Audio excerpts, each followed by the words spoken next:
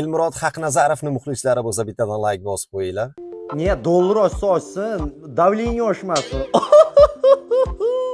Biz Elmurod Haqnazarovni Andijonga to'y xizmatiga boshlovchilikka taklif qilib ko'ramiz. Qani nech pul baho aytar ekanlar? Birgalikda hoziroq bilib olamiz do'stlar. Ketdik. Assalomu alaykum. Assalomu Bahodir aka, tushunsiz? Rahmat. Charchamasdan bo'zda qilmadimmi? O'zim Ha, aka, Andijonga Elmurod akami to'yga qachon yedim? hali aniq bo'lgani yo'q. Shuni xizmatlarni bilmoqchi edik.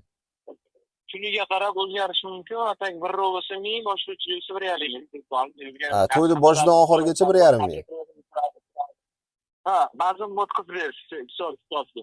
Ha, 1,5 mingdan kam yo'qmi aka? Endi o'shancha aytdim, kuniga qarab biz vodiyda bo'lsak kami bo'ladi. Toshkentdan borsak o'sha bo'ladi. Ha. Bir rovga 1000. Romi, Aha, bo'ldi. Tushunarli. Katta rahmat Bahodir aka. Xo'p. Aziz do'stlar, Elmurod Haqnazarovni admini bilan bog'lanib ko'rdik. To'y xizmatiga taklif qilib ko'rdik. 1,5 ming dollar qilib belgilangan ekan.